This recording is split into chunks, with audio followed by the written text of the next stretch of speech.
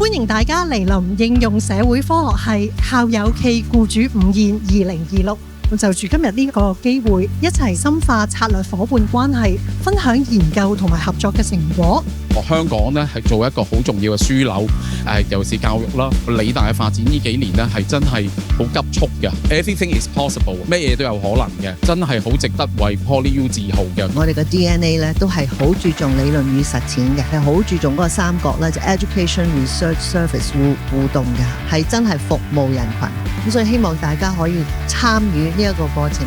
參與呢一個挑戰。因為我哋4月啦，就係同理工大學啦成立咗首間嘅喺亞洲咧，就係一個公共創新中心。嗰個概念係咩咧？就係我哋殘疾人唔需要即係人哋可憐佢。我想你哋俾個機會。咁 Dr. Wood 咧，其實都好關心服務使用者，佢哋究竟個經驗係點咧？佢哋係咪真係有轉變？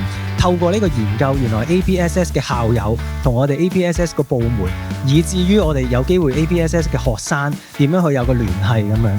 咁我哋亦都希望係透過我哋今次同人際嗰個合作嘅模式咧，係讓我哋同學咧係更加多學習嘅機會。政府好多一啲嘅需求，譬如精準扶貧嘅項目啦，或者啲房屋嘅項目啦，做落真係睇到嘅，因為睇到我哋啲同學特質就係無論 social policy 啊、social work 啊或者 psycho 個 integration，啲同學喺呢方面個 integrate 做得好好嘅。